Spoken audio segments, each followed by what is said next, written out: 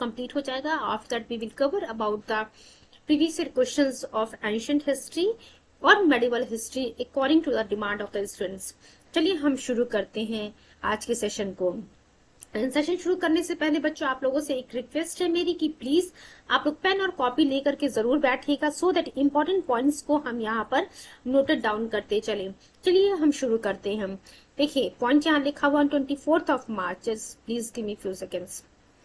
On 24th of March 1946 cabinet mission arrived at Delhi. तो देखिए यहाँ से सीधा सीधा क्वेश्चन पूछता है कि कब जो है कैबिनेट मिशन दिल्ली पहुंचा था। तो 24th of March 1946 को बच्चों कैबिनेट मिशन दिल्ली पहुंचता है।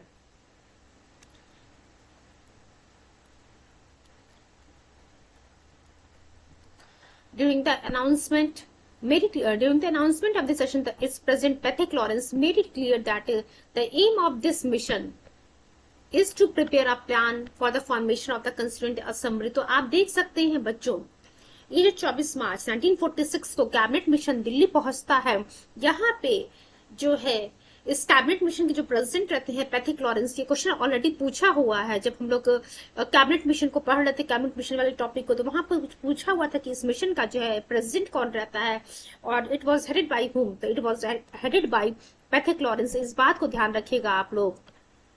और यहाँ पे पैट्रिक लॉरेंस के द्वारा जो है अनाउंसमेंट कर दिया गया था कि ये जो कैबिनेट मिशन भारत आ रहा है 24 मार्च 1946 को जो भारत पहुंचा ये कैबिनेट मिशन, इसका एम है कंस्टिट्यूएंट असेंबली का जो है फॉर्मेशन करना, ताकि इस कंस्टिट्यूएंट असेंबली के द्वारा भारत के लिए संविधान जो है बनाया जा सके, constitution of the free India, and to make proper arrangements of an interim government for the Indians. तो आप देख सकते हैं बच्चों यहाँ पे कौन कौन सी बातों को जो है डिस्कस किया गया है। As per the cabinet mission plan for the formation of Constituent Assembly, each province was given a number of seats in the proportion of 1 seat for the every 10 lakh of the population। अब देखिए यहाँ पे जो बच्चों लिखा हुआ है आप लोगों के लिए जो पॉइंट लिखा हुआ है कि एक क्वेश्चन एग्जाम में पूछा हुआ है कि कैबिनेट मिशन के अकॉर्डिंग जो कंस्टिट्यूएंट असेंबली बनेगी हर प्रोविंस में, formation of constituent assembly each provinces. अब देखिए जो कंस्टिट्यूएंट असेंबली बनेगी हर प्रोविंस को जो है जो नंबर ऑफ सीट्स अलॉट किए गए हैं वो किस आधार पे अलॉट किए गए हैं, वो given the number of seats in proportion of 1 seat for every 10 lakh of the population. तो देख सकते हैं आप हर 10 लाख की पॉपुलेशन पे जो है एक सीट जो है यहाँ पे अलॉट किया गया था। तो ये क्वेश्चन जो है आपको देखने को मिलेगा एग्जाम में पूछा हुआ है। 3 voter groups were made general, Muslim and six. तो आप देखिए बच्चों क्या लिखा हुआ है यहाँ पे कि जो 3 वोटर ग्रुप्स बनाए गए थे वो कौन कौन से थे, generals, then Muslims and then Sikhs only in the Punjab. अब हम सिक्स की बात करते तो ये सिर्फ पंजाब की बात थी बच्चों। जितने पॉइंट्स यहाँ पे डिस्कस कर रहे हैं सभी आपके एग्जाम पॉइंट ऑफ व्यू से बहुत ही इंपॉर्टेंट है, और इन हर पॉइंट जहाँ पे भी जो है आपको हाईलाइटेड टर्म देखने को मिल रहा है इन सभी जगह से जो आपके प्रीवियस एग्जाम जो क्वेश्चंस पूछे गए। चलिए नेक्स्ट पॉइंट हम देखते हैं क्या लिखा हुआ है। Election for 296 seats of the constituent assembly were held in provinces in July 1946। तो अब यहाँ से पूछता है कि देखिए 2 क्वेश्चन बन सकता है कि सर चलिए एक ही क्वेश्चन हम यहाँ पे देखते हैं। जुलाई 1946 में जो प्रोविंसेस में जो इलेक्शंस हेल्ड हुए थे बच्चों, तो वहां पे जो है कितनी सीट्स के लिए इलेक्शन किए गए थे, 296 सीट्स के लिए जो है इलेक्शन कंडक्ट किए गए थे ऑफ द कंस्टिट्यूएंट असेंबली। कब, जुलाई 1946 की हम बात कर रहे हैं। In constituent assembly 208 Congress members were elected. अब आप देख सकते हैं कि कंस्टिट्यूएंट असेंबली में बच्चों 208 कांग्रेस मेंबर्स को इलेक्ट किया गया था, जिसमें से उसके बाद देखिए 208 तो हम लोगों ने देखा कितने क्या थे कांग्रेस मेंबर्स थे बच्चों, जस्ट वेट, 208 जो है बच्चों कांग्रेस मेंबर्स थे जो इलेक्ट हुए थे, 73 जो है मुस्लिम लीग कैंडिडेट्स थे जो जीते थे, और 15 अदर्स जो है इलेक्ट हुए। तो ध्यान रखिएगा 208 सीट्स पे जो है कांग्रेस जीते थे, और 73 पे जो है मुस्लिम लीग जीता था, और 15 पे जो है अदर्स जो है इलेक्ट हुए थे। जो ये जो कंस्टिट्यूएंट असेंबली फॉर्म होती है आफ्टर द इलेक्शन, जो पहला सेशन होता है इस कंस्टिट्यूएंट असेंबली का वो कब होता है, ध्यान रखिएगा। पॉलिटी के पॉइंट ऑफ व्यू से भी ये जो कंस्टिट्यूएंट असेंबली वाला पॉइंट है या फिर जो कैबिनेट मिशन वाला पॉइंट सेशन हम लोगों ने डिस्कस किया था, ये दोनों जो है पॉलिटी के पॉइंट ऑफ व्यू से भी बहुत ही ज्यादा इंपॉर्टेंट है। ये जो क्वेश्चन लिखा हुआ पहला ही पॉइंट, ये जो लिखा हुआ आपके सामने हाईलाइटेड लिखा है, फर्स्ट सेशन जो है कंस्टिट्यूंट असेंबली का कब होता है, 9 दिसंबर 1946। तो ये जो सीधा सीधा पूछा हुआ है कि when was the first session of the constituent assembly was held, it was held on 9th of December 1946। ये क्वेश्चन हिस्ट्री का भी है एज वेल एज पॉलिटी का भी है। और फर्स्ट प्रोविजनल प्रेसिडेंट जो है कौन इलेक्ट होता है, ये जो फर्स्ट कंस्टिट्यूंट असेंबली बनती है, फर्स्ट सेशन जो होता है कंस्टिट्यूंट असेंबली का 9th of December 1946 को, तो यहाँ पे जो है पहले प्रोविजनल प्रेसिडेंट चुने जाते हैं, वो बच्चे डॉक्टर सच्चिदानंद सिन्हा जी चुने जाते हैं। तो ध्यान रखिएगा, डॉक्टर सच्चिदानंद सिन्हा जी जो है बच्चों यहाँ पे फर्स्ट प्रोविजनल प्रेसिडेंट के रूप में चुने जाते हैं। After that on 11th of December 1946, अभी देखिए हम लोगों ने पढ़ा 9th of December 1946 की बात कर रहे थे, जहाँ पे फर्स्ट प्रोविजनल प्रेसिडेंट जो डॉक्टर सच्चिदानंद सिन्हा को चुना जाता है। उसके बाद 11 दिसंबर 1946 की जब हम बात करते हैं बच्चों, तो यहाँ जो सेकेंड मीटिंग होती है इस कंस्टिट्यूंट असेंबली की, वहां पे जो है प्रेसिडेंट के रूप में इलेक्ट किया जाता है डॉक्टर राजेंद्र प्रसाद जी को। तो जिन भी बच्चों ने पॉलिटी के इस पॉइंट को कवर कर लिया, आप लोग को पता होगा कि ये जो डॉक्टर सच्चिदानंद सिन्हा वाला क्वेश्चन है और ये जो डॉक्टर राजेंद्र प्रसाद वाला क्वेश्चन है, वेरियस टाइम एग्जाम में पूछा हुआ है, not only in the history as well as the polity. Fine, तो who was the first provisional president of the constituent assembly, ये कौन थे, डॉक्टर सच्चिदानंद सिन्हा। उसके बाद पूछता है कि कौन जो है इलेक्ट होकर के आता है, सेकंड मीटिंग जब हेल्ड होती है कंस्टिट्यूंट असेंबली की, उस समय प्रेसिडेंट के रूप में कौन इलेक्ट होकर के आता है, डॉक्टर राजेंद्र प्रसाद जी इलेक्ट होकर के आते हैं। Next point, Indian constitution was adopted on 26th of November 1949। ये चीज तो आप सभी बच्चों को पता भी होगा और याद भी होगा मेरे ख्याल से कि इंडियन कॉन्स्टिट्यूशन जो है कब अडॉप्ट किया गया था, 26th of November 26 नवंबर 1949 को बच्चों भारतीय संविधान को अडॉप्ट किया जाता है। At the time of its formation the constituent assembly was not a sovereign institution. तो देखिए, अगर ये क्वेश्चन एग्जाम में पूछा गया है तो बहुत अच्छी बात है, इफ अगर नहीं पूछा गया है तो यहाँ से एक क्वेश्चन आप खुद ही बना सकते हैं कि क्या जब हमारा संविधान बना था, हमारे संविधान को अडॉप्ट किया गया था, उस समय कंस्टिट्यूंट असेंबली एक सॉवरेन इंस्टीट्यूशन थी? तो नहीं बच्चों, उस समय जो हमारी कंस्टिट्यूंट असेंबली थी, it was not a sovereign institution.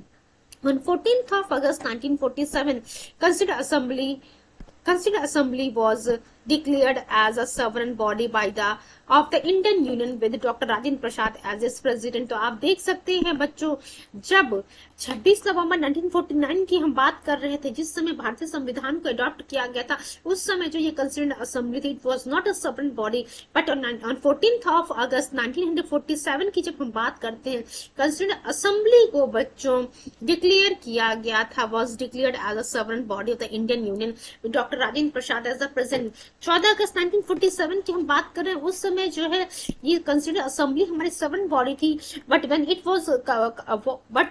The Indian constitution was adopted at that time this constituent assembly was not sovereign body. The next point हम देखते हैं, जीवी मावलंकर वाला जो पॉइंट लिखा है, it is also very important for your exams. G.V. Mavlankar held the post of Speaker of the Central Legislative Assembly and the Speaker of the Indian Parliament। तो ये कोई पॉइंट भी आपके एग्जाम में पूछा हुआ है कि कौन जो है स्पीकर था सेंट्रल लेजिस्लेटिव असेंबली का। तो देखिए बच्चों, जीवी मावलंकर जी की हम बात करें, he was the speaker of central legislative assembly from 1946 to 14th of August 1947। तो आप देख सकते हैं 1946 से बच्चों लेकर के 14 अगस्त 1947 तक सेंट्रल लेजिस्लेटिव असेंबली के जो स्पीकर थे वो जीवी मावलंकर जी थे।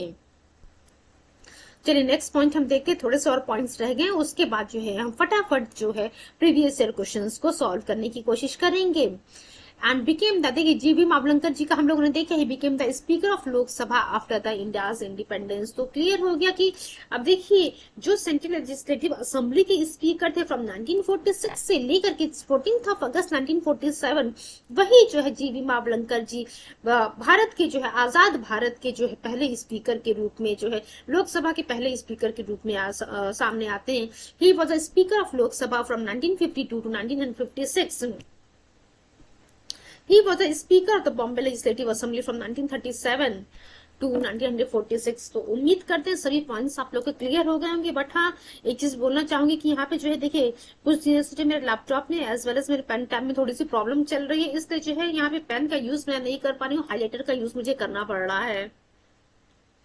चलिए हम आते हैं लास्ट के सेशन में। हम लोगों ने 2-3 क्वेश्चंस को देखे थे, उन दोनों क्वेश्चंस को एक बार फिर से हम कवर करने की कोशिश करेंगे। Please give me few seconds.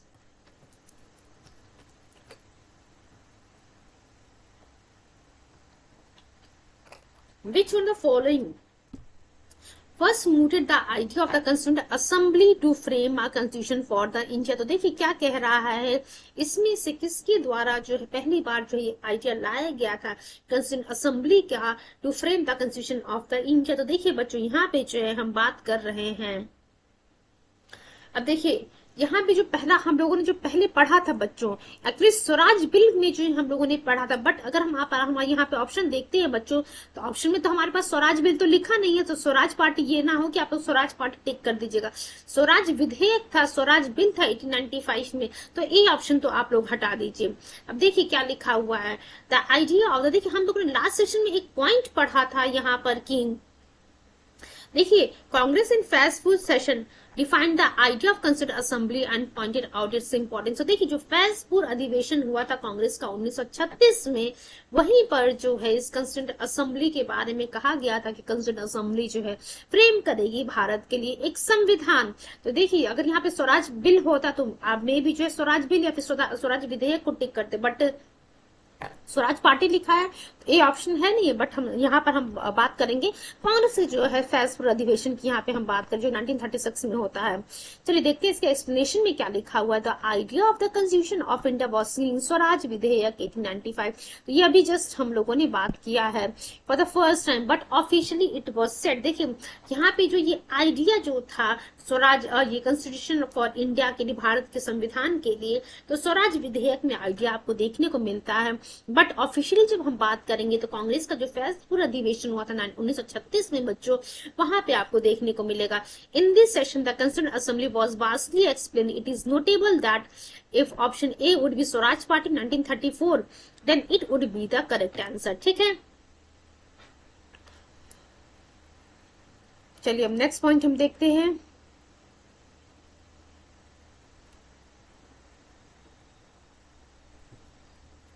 देखिए असल में यहाँ पे एक पॉइंट ये हो गया है कि 1934 अगर यहाँ होता बच्चों, देखिए स्वराज पार्टी 1934 होता तो यहाँ पे हम 1934 टिक करते, बट यहाँ पे 1935 लिखा हुआ है, इसलिए यहाँ 1935 वाले ऑप्शन को जो है हम नहीं कंसिडर कर सकते हैं।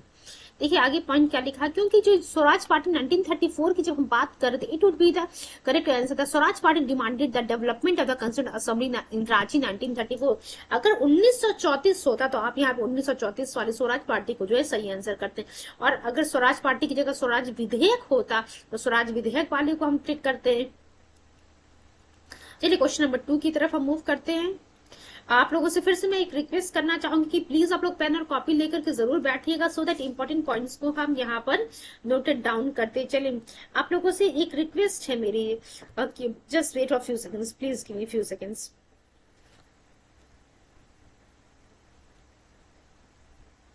देखिए बच्चों, GM 360 के द्वारा UPSC CSC pre mains interview के लिए जो है बच्चों बैचेस लॉन्च हो चुकी हैं ग्रैंड मास्टर 360 के द्वारा। तो एज सुन एज पॉसिबल आप लोग जो है रजिस्टर कर लीजिएगा।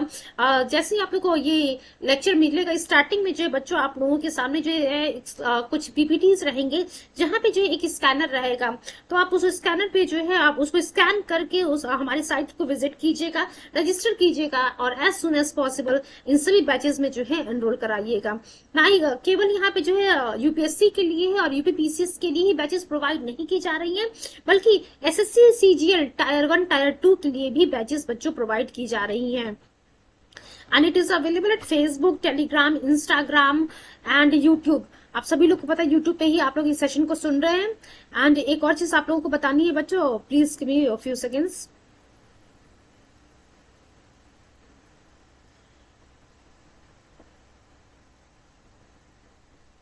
Just wait. और देखिए फी स्ट्रक्चर की अगर बात करते हैं तो आपको फी स्ट्रक्चर में बता देती हूँ। देखिए GM360 के जो द्वारा जो है जो भी बैचेस लॉन्च की जा रही हैं वहां पर रजिस्ट्रेशन फीस जो है बच्चों 100 रुपीज है विद फ्री और 3 फ्री डेमो क्लासेस।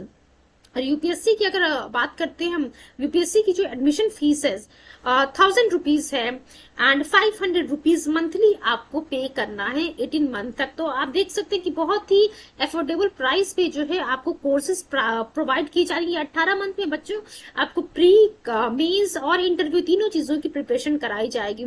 उसके बाद हम एसएससी की बात करें, क्योंकि यहाँ पे जो है सभी कोर्सेज की जो है प्रिपरेशन कराई जा रही है GM360 के द्वारा by the India's top educators. तो एसएससी के लिए बच्चों जो एडमिशन फीस है 800 रुपीज है एंड 400 मंथली फीस है 10 महीने के लिए।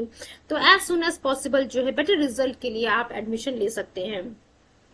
It is request to all of you कि प्लीज आप सभी लोग जो है जितने भी आपके नोन में होंगे सभी लोगों को GM360 के द्वारा जो ये बैचेस आप लोग को प्रोवाइड की जा रही है उनको जरूर फॉरवर्ड कीजिएगा, सो दैट मैक्सिमम बच्चों को जो इसका मैक्सिमम बेनिफिट मिल सके। चलिए हम शुरू करते हैं अपने सेशन को। क्वेश्चन नंबर 2 की तरफ हम मूव करते हैं। Constituent assembly that framed India's constitution was set up. अब देखिए क्या कह रहा है कि जो कॉन्स्टिट्यूएंट असेंबली बनाई गई थी भारत के संविधान के लिए वो सेटअप किया गया था। तो इतनी देर से हम लगातार कैबिनेट मिशन प्लान के बारे में पढ़ रहे हैं और लास्ट सेशन में भी बच्चों हम लोगों ने कैबिनेट मिशन प्लान के बारे में पढ़ा था। तो ये कैबिनेट मिशन प्लान में ही जो है बच्चों इसी के तहत जो कॉन्स्टिट्यूएंट असेंबली को सेटअप करने की बात की गई थी, जिस कॉन्स्टिट्यूएंट असेंबली के द्वारा भारत के लिए संविधान जो है बनाया जाएगा।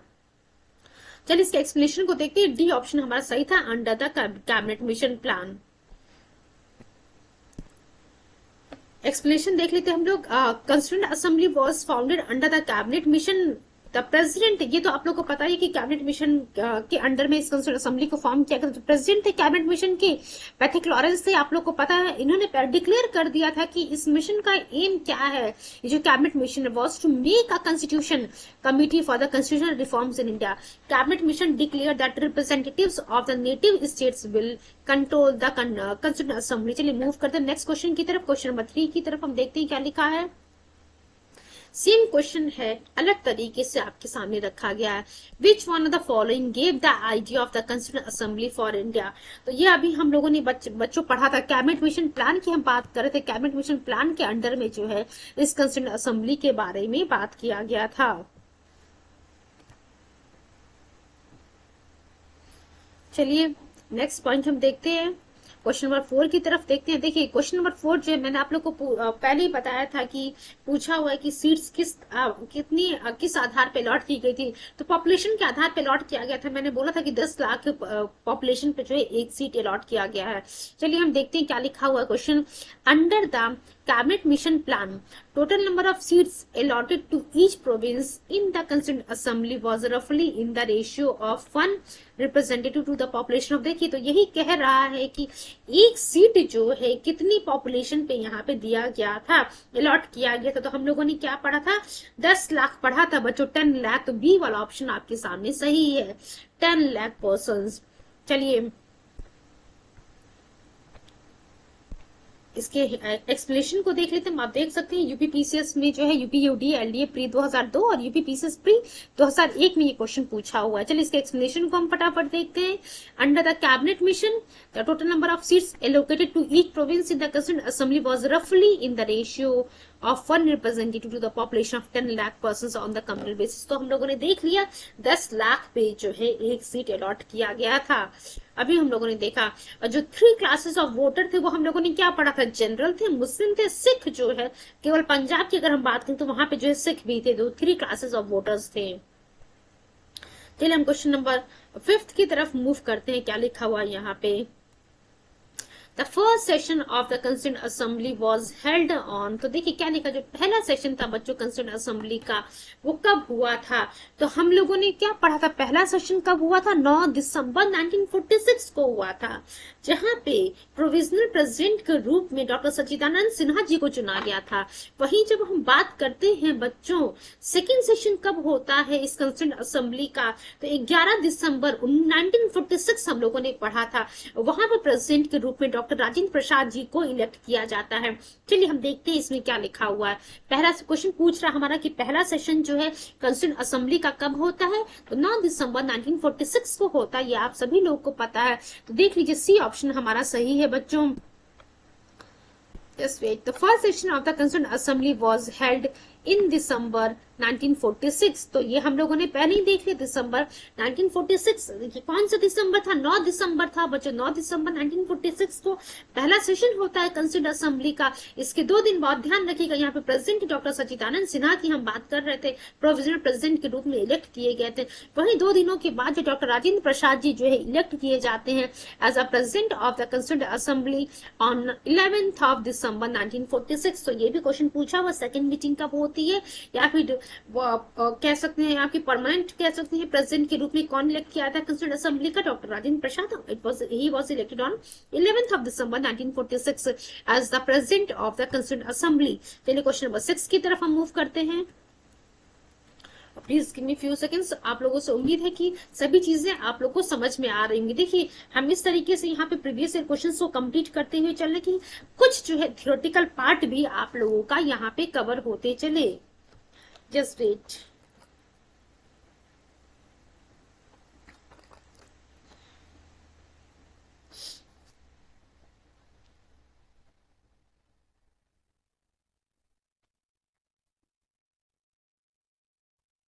देखिए ये जो एक चीज आप लोग को और बता दिया कि जो यूपीएससी के लिए जो क्रैश कोर्स लॉन्च हो रहा बच्चों, वो 1 मई से जो है 1 मई 2024 से यूपीएससी के लिए क्रैश कोर्स लॉन्च हो रहा है। And for SSC CGL as well, crash course is launched. Crash course will be launched on 1st of May 2024. चलिए हम मूव करते हैं नेक्स्ट पॉइंट की तरफ। Who among the following was the president of the Indian Constituent Assembly? अब आप देख सकते हैं बच्चों यहाँ पे जो है क्या लिखा हुआ है, इनमें से जो है कौन इंडियन कंस्टिट्यूएंट असेंबली का जो है प्रेसिडेंट के रूप में इलेक्ट हुआ था। देखिए यहाँ पे जो क्वेश्चन जो है एग्जामिनर एक और तरीके से बना सकता था, बस उसको जो है ऑप्शन में थोड़ा सा चेंजेस करना था। यहाँ पे एक ऑप्शन में डॉक्टर सच्चिदानंद सिन्हा का भी अगर नाम दे देता, और जब यहाँ से आपसे पूछता कि पहले जो है प्रोविजनल प्रेसिडेंट के रूप में कौन नियुक्त किए गए थे, कौन चुने गए थे कंस्टिट्यूएंट असेंबली के, तो ध्यान रखिएगा फर्स्ट प्रोविजनल प्रेसिडेंट के रूप में डॉक्टर सच्चिदानंद सिन्हा चुने गए थे। अब क्योंकि यहाँ पे डॉक्टर सच्चिदानंद सिन्हा जी की बात नाम नहीं ऑप्शन में है, तो हमारे पास सीधा सीधा ये आप कह सकते ऐसे भी क्वेश्चन पूछ सकता था कि सेकंड प्रेसिडेंट कौन थे कंस्टिट्यूएंट असेंबली के, या फिर जो सीधे से आप पूछ लिया गया कि प्रेसिडेंट कौन थे इंडियन कंस्टिट्यूएंट असेंबली के। 11th ऑफ दिसंबर डेट भी आपके सामने रख सकता है कि 11th ऑफ दिसंबर 1946 को जो है who was elected as the president of the Indian constituent assembly. तो बच्चों डॉक्टर राजेंद्र प्रसाद जी की हम बात कर रहे हैं यहाँ पे। ध्यान रखिएगा आप लोग ये चीज, पॉलिटी और मॉडर्न हिस्ट्री दोनों पॉइंट ऑफ व्यू से ये जो सेशन हम कवर करें, टॉपिक जो हम पढ़ रहे हैं कंस्टिट्यूएंट असेंबली वाला, बहुत ही इंपॉर्टेंट है। आप देख सकते हैं कि यूपी आरओ प्री 2014 का ये क्वेश्चन है। चलिए इसका एक्सप्लेनेशन को हम देखते हैं बच्चों क्या लिखा हुआ है। Doctor Rajendra Prasad was the president of the Indian constituent assembly. आप लोग मुझे चैट बॉक्स में देखिए, एक्सप्लेनेशन आगे का सुनने से पहले मुझे चैट बॉक्स में जरूर रिस्पांस कीजिएगा कि डॉक्टर राजेंद्र प्रसाद जी को जो है कब प्रेसिडेंट के रूप में इलेक्ट किया गया था कंस्टिट्यूएंट असेंबली के। तो आप लोग मुझे फटाफट जो है कुछ सेकंड का मैं समय दे रही हूँ, आप लोग मुझे चैट बॉक्स में रिप्लाई कीजिए कि कब जो है डॉक्टर राजेंद्र प्रसाद जी को जो है इंडियन कंस्टिट्यूएंट असेंबली के प्रेसिडेंट के रूप में इलेक्ट किया जाता है। तो बच्चों ध्यान रखिएगा, उम्मीद करते हैं सभी लोगों ने सही जवाब दिया होगा। 11th ऑफ दिसंबर 1946 को जो है डॉक्टर राजेंद्र प्रसाद जी को इलेक्ट किया था as the president of the Indian constituent assembly. चलिए अब हम देखते हैं बाकी जो जितने नाम आपके सामने लिखे हैं, पंडित जवाहरलाल नेहरू जी का नाम लिखा हुआ है, देन सरदार पटेल जी का नाम लिखा हुआ है, डॉक्टर भीमराव अंबेडकर जी का नाम लिखा है। आखिर ये लोग जो है किस पोजीशन पे थे, अब चलिए हम देखते हैं। बी आर अम्बेडकर जी की हम बात करते हैं, was the president of the drafting committee. तो यहाँ से देखिए ये बहुत ही इंपॉर्टेंट पॉइंट है डॉक्टर बी आर अम्बेडकर वाला, कि ड्राफ्टिंग कमिटी के प्रेसिडेंट के रूप में कौन नियुक्त हुआ था, कौन अपॉइंट किया गया था। ड्राफ्टिंग कमेटी के प्रेसिडेंट के रूप में बच्चों डॉक्टर भीमराव अंबेडकर जी को अपॉइंट किया गया था। वहीं जब पूछा जाता है कि यूनियन पावर कमेटी, अलग अलग पूछ लेगा कि यूनियन पावर कमेटी के प्रेसिडेंट कौन थे, जवाहरलाल नेहरू जी थे। Union constitution committee and states committee के प्रेसिडेंट कौन थे, यहाँ भी बच्चों जवाहरलाल नेहरू जी ही थे। वल्लभ भाई पटेल जी की हम बात करते हैं, was the president of the advisory committee on fundamental rights, minorities, tribal and excluded area. तो देखिए यहाँ से आपसे पूछ लेगा, अगर सिर्फ सरदार वल्लभ भाई पटेल जी की हम बात करते हैं बच्चों, please give me few seconds, अगर हम सिर्फ सरदार वल्लभ भाई पटेल जी की बात करते हैं, यहाँ से क्वेश्चन पूछ सकता है कि सरदार वल्लभ भाई पटेल जी जो है प्रेसिडेंट के रूप में किस किस के जो है प्रेसिडेंट के रूप में जो है अपॉइंट किए गए थे। तो advisory committee on fundamental rights, minorities, tribal and excluded areas, इन सभी के जो है प्रेसिडेंट के रूप में सरदार वल्लभ भाई पटेल जी को अपॉइंट किया जाता है। ध्यान रखिएगा ड्राफ्टिंग कमेटी का प्रेसिडेंट कौन थे, डॉक्टर भीमराव अम्बेडकर जी। चलिए क्वेश्चन नंबर 7 की तरफ हम मूव करते हैं।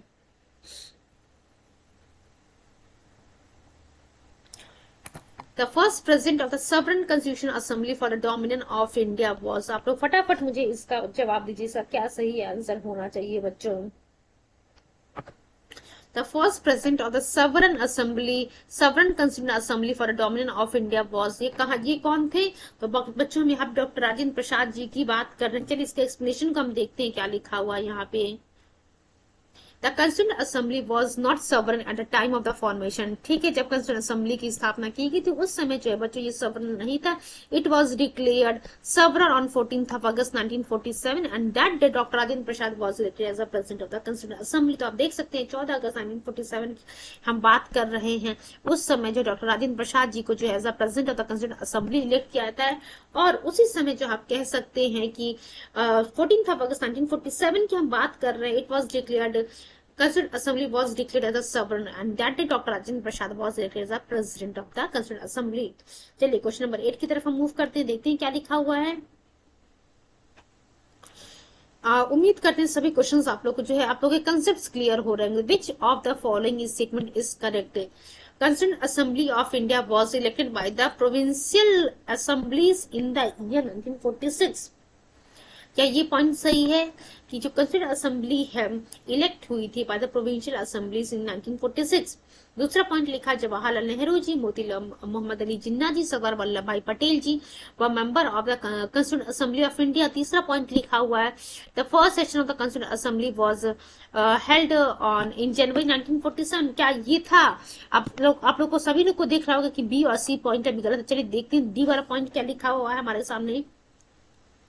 The constitution of India was adopted on 26 जनवरी 1950। अब बताइए बच्चों इसमें से जो है सही ऑप्शन क्या होना चाहिए, फटाफट आप लोग मुझे बताइए। क्योंकि जब हम कॉन्स्टिट्यूशन ऑफ इंडिया की हम बात करते हैं कि 26 जनवरी 1950 को भारत का संविधान को अडॉप्ट किया गया था, तो नहीं, 26 नवंबर 1949 की हम बात करते हैं। इस दिन बच्चों जो है कॉन्स्टिट्यूशन ऑफ इंडिया को जो है अडॉप्ट किया गया था।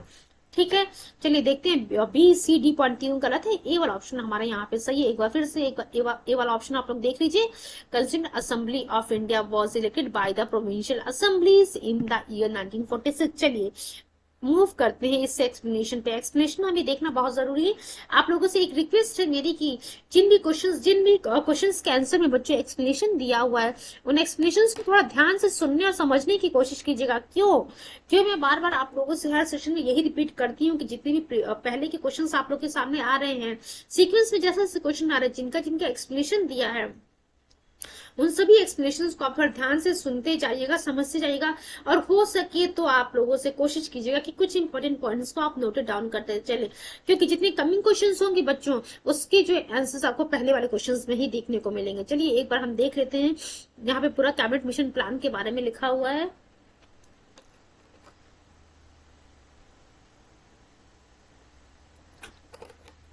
Under the Cabinet Mission Plan of 1946, election were held for the first time for the Constituent Assembly.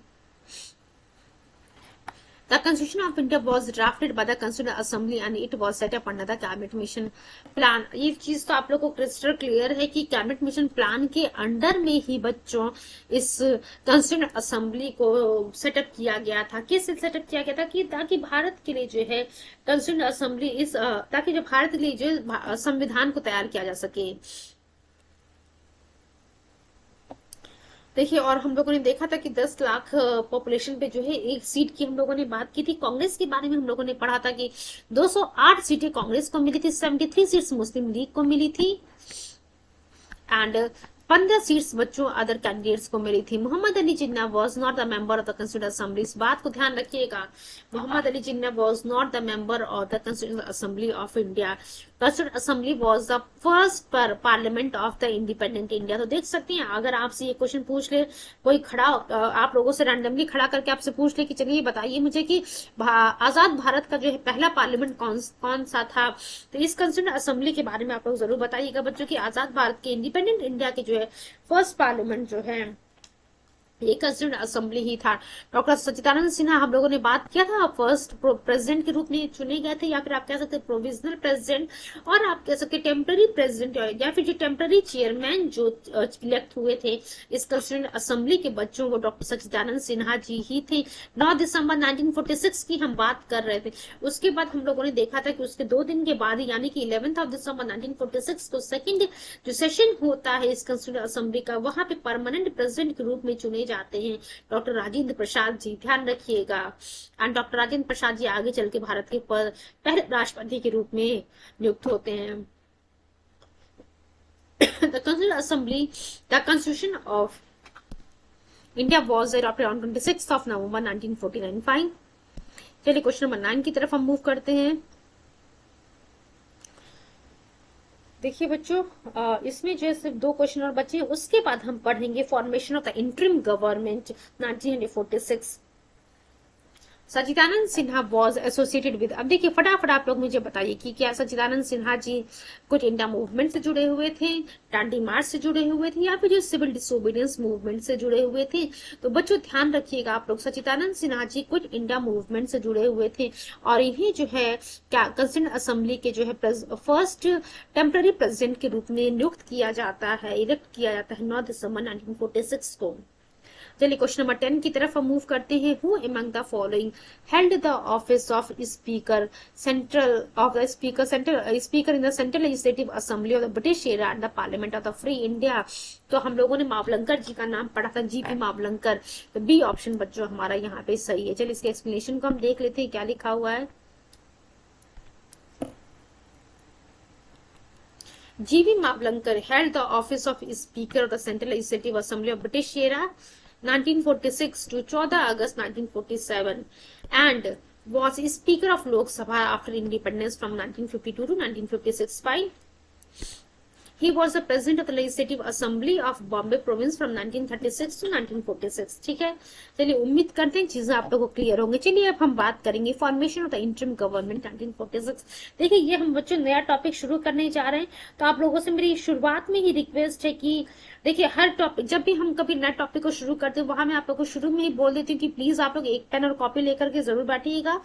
और आप लोगों से मेरी रिक्वेस्ट है, लगातार रिक्वेस्ट है कि पेन और कॉपी लेकर के जरूर बैठेगा ताकि इंपॉर्टेंट पॉइंट्स को हम यहाँ पे नोटेड डाउन करते चले। एक बार फिर से बच्चों आप लोग को बता दिया जाए कि GM 360 के द्वारा यूपीएससी के लिए क्रैश कोर्स बच्चों लॉन्च किया गया है। 18 महीने का ये पूरा कोर्स होगा। इसमें जो प्री मेंस और इंटरव्यू तीनों चीज की प्रिपरेशन कराई जाएगी। आपको जैसे वीडियो ये प्रोवाइड किया जाएगा वहां पे स्टार्टिंग में ही जो है आपको जो है एक बार कोड अवेलेबल होगा, उसको स्कैन करके आप लोग जो जरूर वहां पे जो है रजिस्ट्रेशन करा लीजिएगा यूपीएससी के लिए। और जो भी बच्चे आपके नोन में या फिर आप ही जो है कोई भी अगर एसएससी की भी प्रिपरेशन कर रहा तो एसएससी सीजीएल के लिए भी बच्चों क्रैश कोर्सेज लॉन्च किए गए फॉर 10 मंथ। एंड यहाँ पे जो है बच्चों आपको ये बैच भी जो है दोनों यूपीएससी एंड एसएससी दोनों के लिए जो बैचेस 1 May 2024 से जो है शुरू हो जाएंगी। तो as soon as possible batches में एनरोल कराएं एंड मैक्सिमम बेनिफिट उठाने की इसकी कोशिश करें। चलिए हम आते हैं अपने पॉइंट पे, formation of the interim government 1946।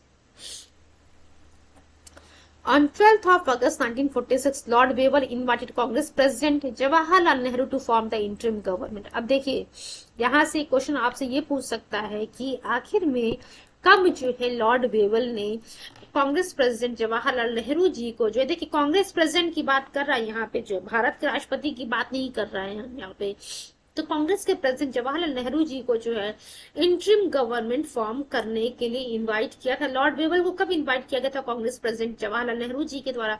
12 अगस्त 1946। ध्यान रखिएगा बच्चों, 12 अगस्त 1946 को लॉर्ड वेवल ने जवाहरलाल नेहरू जी को, who was the then president of the Congress, invited for the formation of the interim government for India. ठीक है, ये चीज क्लियर हो गई आप लोगों की। 24 अगस्त 1946 की हम बात करेंगे। Under the leadership of the Jawaharlal Nehru ji, Congress announce first interim government of India. तो आप देख सकते हैं 12 अगस्त को वेवल ने नेहरू जी को जो है इनवाइट किया कांग्रेस की आप जो है इंटरिम गवर्नमेंट बनाइए। और 24 अगस्त 1946 को जो है जवाहरलाल नेहरू जी के नेतृत्व में कांग्रेस ने जो अनाउंसमेंट कर दिया कि हम पहले आज जो है इंटरिम गवर्नमेंट बनाएंगे भारत के लिए। On 2nd of September 1946, the first interim government of India was formed, in which Muslim League didn't participate in the beginning। तो आप देखिए यहाँ पे एक चीज ये पूछ सकता है आप लोगों से कि जो पहला पॉइंट तो ये पूछेगा कि कब जो है फर्स्ट इंटरिम। देखिए 24 अगस्त की अगर हम बात करें, 24 अगस्त 1946 में तो ठीक है, यहाँ पे कांग्रेस के द्वारा अनाउंसमेंट कर दिया गया कि हम जो है इंटरिम गवर्नमेंट की स्थापना करेंगे। आखिर में ये इंटरिम गवर्नमेंट, पहले इंटरिम गवर्नमेंट बनती कब है? Just wait a few seconds. पहली इंटरिम गवर्नमेंट बच्चों 2 सितंबर 1946 को बनती है। ठीक, अब ये 2 सितंबर 1946 को बनती तो है, बट इसमें जो है ध्यान रखिएगा मुस्लिम लीग के द्वारा कोई भी पार्टिसिपेशन नहीं किया गया था। ध्यान रखिएगा बच्चों आप लोग, मुस्लिम लीग के द्वारा ये जो पहला इंटरिम गवर्नमेंट फॉर्म किया था, यहाँ पे किसी भी प्रकार का पार्टिसिपेशन नहीं रहता है। Doctor Rajendra Prasad was the minister of agriculture. Doctor Rajendra Prasad was a minister of agriculture and food in the interim government. अब देखिए जो जितने ये नाम आपको देखने को मिल रहा है ना, यहाँ से जो है बहुत बार जो है पॉलिटी का, मैं फिर से बोलूंगी, अभी जो हम जो भी पॉइंट्स डिस्कस कर रहे हैं लास्ट वाले सेशन में भी जो हम लोगों ने कैबिनेट मिशन के बारे में, कुछ कंस्टिट्यूएंट असेंबली के बारे में डिस्कस किया था, इस सेशन में भी हम कंस्टिट्यूएंट असेंबली के बारे में डिस्कस कर रहे हैं, उसके बाद फॉर्मेशन ऑफ इंटरिम गवर्नमेंट के बारे में डिस्कस कर रहे हैं। ये दोनों सेशन जो है बच्चों आपके पॉलिटी के लिए और मॉडर्न हिस्ट्री दोनों के लिए बहुत ही इंपॉर्टेंट है। यहाँ से सीधे सीधा पूछा हुआ है, ये डॉक्टर राजेंद्र प्रसाद वाला जो नाम लिखा हुआ कि food minister of agriculture and food थे, तो यहाँ से सीधा क्वेश्चन पूछा गया है कि कौन जो है इंटरिम गवर्नमेंट जो बनाई गई थी वहां पे जो है minister of agriculture and food थे। तो डॉक्टर राजेंद्र प्रसाद जी की बच्चों हम यहाँ पे बात करें, doctor Rajendra Prasad was the minister of agriculture and food in the interim government. ठीक है, बलदेव सिंह की हम बात करते हैं, Baldev Singh was a defence minister. अब देखिए यहाँ से जितने भी नाम आपको देखने को मिल रहे हैं कि अशरफ अली या फिर जो जवाहरलाल नेहरू जी या फिर जो आप कह सकते हैं लियाकत अली खान या फिर डॉक्टर राजेंद्र प्रसाद जी या फिर बलदेव सिंह जी, ये लोग किस पद पे थे, ये वेरियस टाइम जो है क्वेश्चन पूछा हुआ है। तो minister of agriculture and food in the interim government कौन थे बच्चों? डॉक्टर राजेंद्र प्रसाद जी थे। वहीं जब हम बात करते हैं डिफेंस मिनिस्टर कौन थे? डिफेंस मिनिस्टर बच्चों बलदेव सिंह जी थे। उसके बाद हम बात करते हैं foreign and Commonwealth affairs were looked by the Jawaharlal Nehru in this government, in this government interim government. तो ध्यान रखिएगा बच्चों, जवाहरलाल नेहरू जी जो है फॉरेन एंड कॉमनवेल्थ अफेयर के जो है मिनिस्टर थे। अभी थोड़ी देर में जो है आपको ये क्वेश्चन भी देखने को मिलेगा। अब ना अशरफ अली की हम बात करें, Ashraf Ali held the rail and transport ministry in the government of 1946। तो आप देख सकते हैं कि पूछा हुआ है क्वेश्चन की कौन जो है रेल एंड ट्रांसपोर्ट मिनिस्ट्री किसके लीडरशिप में था, किसके अंडर में था? ये तो अशरफ अली के अंडर में था। मुस्लिम league on the repeated request by the Lord Wavell joined the interim government in 1946। अब यहाँ से एक क्वेश्चन ये बनता है कि क्या मुस्लिम लीग के द्वारा जो है इंटरिम गवर्नमेंट को शुरुआत में ज्वाइन किया गया था?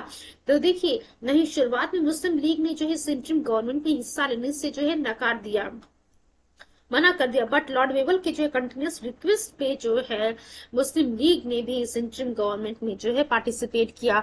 और अक्टूबर 1946 की हम बात करते हैं, 5 members of the league join the interim government. तो एक क्वेश्चन आप खुद यहाँ बना सकते हैं कि कितनी मेंबर्स जो है अक्टूबर 1946 में इस इंटरिम गवर्नमेंट को ज्वाइन किए थे। तो बच्चों 5 जो लोग थे, 5 मेंबर्स जो मुस्लिम लीग के थे, उन्होंने अक्टूबर 1946 में on the request of the Lord Wavell इस इंटरिम गवर्नमेंट में पार्टिसिपेट करते हैं। लियाकत अली खान की हम बात करते हैं, अगर Liaquat Ali was given the finance minister. अब एक क्वेश्चन आपसे ये भी पूछेगा कि who was the finance minister in the interim government. तो बच्चों ये कौन थे? लियाकत अली जी थे। Who in his budget presentation impose several taxes on businessman industrialist. चलिए अबुल कलाम आजाद जी की हम बात करते हैं। Abul Kalam Azad was not the member in this interim government.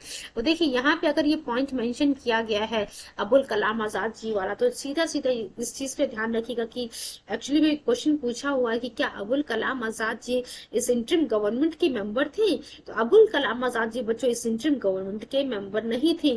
चलिए नेक्स्ट पॉइंट हम देखते हैं क्या लिखा हुआ है कि interim government was interim government had 12 Congress ministers, Jawaharlal Nehru, Sardar Vallabh Bhai Patel, doctor Rajendra Prasad, Aruna Asaf Ali, C Rajagopalachari, Sarat Chandra Bose, doctor John Mathai, Sardar Baldev Singh, sir Shafat Ahmad Khan, Jagjivan Ram, Syed Ali, Zaheer, CH Bhabha. 3 of these 12 were to be removed when the Muslim League joined the interim government। अब आप देख सकते हैं बच्चों, इनिशियली अगर हम बात करते हैं तो 12 जो है मेंबर्स कांग्रेस में, 12 कांग्रेस मिनिस्टर्स जो थे इंटरिम गवर्नमेंट पे। बट जैसे मुस्लिम लीग जो है इस इंटरिम गवर्नमेंट को लॉर्ड वेबल के रिक्वेस्ट पे ज्वाइन करती है, यहाँ से 3 मेंबर्स जो है हट जाते हैं। When Muslim League joined the interim government, यहाँ से 3 मेंबर्स को जो है हटा दिया जाता है। और ये कौन कौन से? Sir Ali Zaheer, Sharad Chandra Bose and sir Shafat Ahmad, इनको हटा दिया जाता है। ठीक है, यस वेट।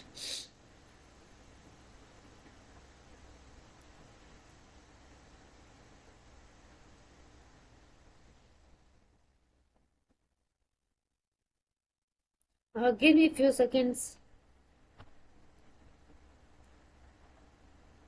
चलिए उसके बाद पॉइंट लिखा हो कृषक प्रजा पार्टी वाला। Krishak Praja party in the leadership of Fazlul Haq join the hands with the Muslim League and this coalition won the election the Bengal and the cabinet of Muslim League was formed in Bengal which rule till 14 अगस्त 1947। अब ध्यान रखिएगा कि कृषक प्रजा पार्टी का पूछता कि कृषक प्रजा पार्टी जो है किसके नेतृत्व में थी बच्चों? तो फजलुल हक जी के नेतृत्व में कृषक प्रजा पार्टी थी। इसने जो है मुस्लिम लीग के साथ जो है ज्वाइन करके कोलिशन पार्टी का जो है आप कह सकते हैं कोलिशन में जो है ये लोग जो है इलेक्शन को जीतते हैं बंगाल में और कैबिनेट को फॉर्म करते हैं। And cabinet of the Muslim League was formed in the Bengal, which ruled till 14th of August 1947। उसके बाद नेक्स्ट पॉइंट हम देखते हैं एस सोहरावर्दी की हम बात करते हैं। S Suhrawardy was chief minister and 16th of August 1946 की हम बात करते हैं was decided by as a direct action day by the Muslim League. अब देखिए ये 16 अगस्त 1946 की हम बात करते हैं, यहाँ से सीधा सीधा क्वेश्चन पूछा हुआ है कि कब जो है direct action day Muslim League के द्वारा मनाया गया था। तो 16th of अगस्त 1946 को जो है जो direct action day Muslim League के द्वारा मनाया जाता है। Muslim League demanded independent and the sovereign Pakistan. ध्यान रखिएगा, Muslim League demanded independent and sovereign Pakistan state after its members resign from the interim government. Direct action day ये डेट याद रखिएगा आप लोग 16 अगस्त 1946। उसके बाद एक और क्वेश्चन पूछता है कि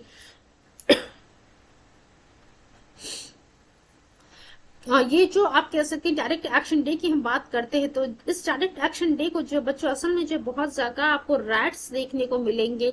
it was shown through the violence that Hindu and Muslim could not live together in the country. अब देखिए मुस्लिम्स के द्वारा जो ये डायरेक्ट एक्शन डे 16 अगस्त 1946 को मनाया गया था, आप कह सकते हैं इस दिन जो है बहुत जगह आपको जो है राइट्स देखने को मिलेंगे। और ये चीज, ये जो वायलेंस हो रहा था, ये चीज दिखाने के लिए किया जा रहा था कि जो भारतीय मुसलमान है और जो हिंदू हैं वो एक साथ एक राष्ट्र में नहीं रह सकते हैं।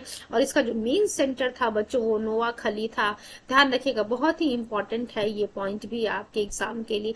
Noakhali was the main centre of these activities. चलिए नेक्स्ट पॉइंट पे हम आते हैं, क्वेश्चन पे आते हैं अपने। Who headed the interim government formed in the year 1946? अब देखिए यहाँ पे क्या कह रहा है कि इंटरिम गवर्नमेंट को कौन हेड कर रहा था, जो कि 1946 को फॉर्म किया गया था। तो हम लोगों ने देखा था बच्चों, कांग्रेस प्रेसिडेंट जवाहरलाल नेहरू जी को जो है वेबल के द्वारा इनवाइट किया जाता है इंटरिम गवर्नमेंट को फॉर्म करने के, और नेहरू जी के नेतृत्व में जो है इस पहले इंटरिम गवर्नमेंट को जो है फॉर्म करने की बात कही जाती है कि 24 अगस्त 1946 को डिक्लेयर किया आता है। एंड आपको देखने को मिलेगा ऑफिशियली जो है 2 सितंबर 1946 को जो इंटरिम गवर्नमेंट फॉर्म हो जाती है, जिसमें मुस्लिम लीग उस समय स्टार्टिंग में जो है मुस्लिम लीग इसमें हिस्सा नहीं लेती है, बट आप बाद में आपको देखने को मिलेगा वेबल के कहने पे जो है मुस्लिम लीग भी पार्टिसिपेट करती है। एंड स्टार्टिंग में जो है बच्चों 12 कांग्रेस मिनिस्टर्स थे इस इंटरिम गवर्नमेंट में, बट जैसे मुस्लिम लीग ज्वाइन करती है उसकी वजह से जो है 3 कांग्रेस के जो मिनिस्टर्स हैं उनको हटना पड़ता है। चलिए क्वेश्चन नंबर 2 की तरफ हम देखते हैं क्या लिखा है। इन the leadership of the Pandit Jawaharlal Nehru interim government formed इन, तो आप लोग को पता ही है कि 2 सितंबर 1946 की हम बात कर रहे हैं। अगर पूछेगा कि अनाउंसमेंट कब हुआ था, 24 अगस्त 1946 को अनाउंस कर दिया गया था कि इंटरिम गवर्नमेंट को फॉर्म किया जाएगा कांग्रेस के द्वारा under the leadership of the Nehru ji. But ये इंटरिम गवर्नमेंट फॉर्म कब होती है, 2 सितंबर 1946 की हम बात कर रहे हैं बच्चों। 2 सितंबर 1946 को जो इंटरिम गवर्नमेंट की स्थापना की जाती है। चलिए क्वेश्चन नंबर 3 की तरफ हम मूव करते हैं। When was the interim government formed under the Jawaharlal Nehru? तो देखिए ये पूछ रहा, फिर से वही क्वेश्चन है कि कब जो है इंटरिम गवर्नमेंट जवाहरलाल नेहरू जी के नेतृत्व में फॉर्म होता है। तो बच्चों सितंबर 1946 को जो है 2 सितंबर, आपका ये 2 सितंबर 1946 को इंटरिम गवर्नमेंट की स्थापना जवाहरलाल नेहरू जी के नेतृत्व में की जाती है। उम्मीद करते हैं ये सभी क्वेश्चंस बच्चों आप लोगों को याद भी हो रहे होंगे, बहुत ही अच्छे से चीजों को हम कवर करने की कोशिश कर रहे होंगे।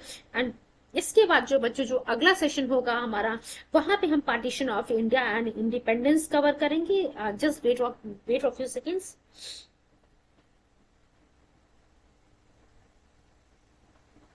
And after that constitution development of India and बच्चों बहुत कम ही चैप्टर्स जो है घटना चक्र जो रह गए थे हमारे बच्चे में, मॉडर्न हिस्ट्री अप्रोक्सीमेट हमारा जो है कंप्लीट होने को आ गया है।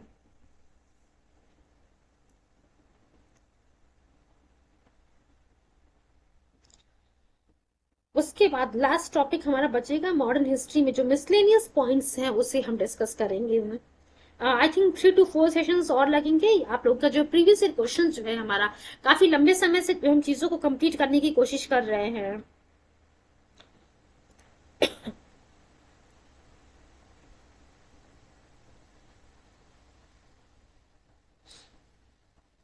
चलिए क्वेश्चन नंबर, एंड ध्यान रखिएगा इसके बाद जो है यहाँ से फिर जो GM 360 के द्वारा जो ऐप लॉन्च किया जा रहा है बच्चों, उस एप्लीकेशन पे जो है हम लोग लाइव क्लासेस जो है लाइव क्लासेस में आप लोगों से जुड़ेंगे। वहां पे बच्चों में medieval ancient history and medieval history को कवर कराऊंगी।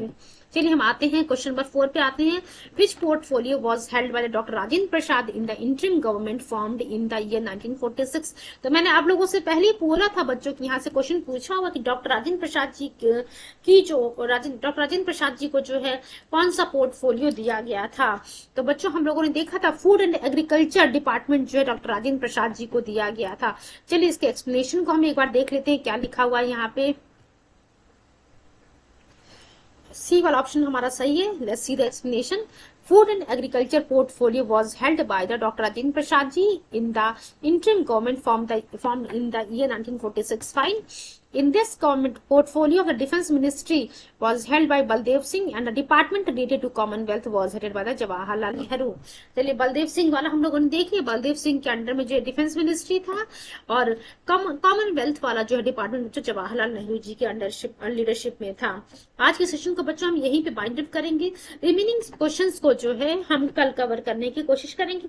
और जैसे अप्रोक्सीमेट जो just wait let me tell you how many questions are remaining. देखिए अप्रोक्सीमेट 7 to 8 क्वेश्चन हमारे पास रह गए हैं इस टॉपिक से जुड़े हुए। उसके बाद जो है हम partition of India and independence इस पॉइंट को हम पढ़ेंगे। ये जो पॉइंट आता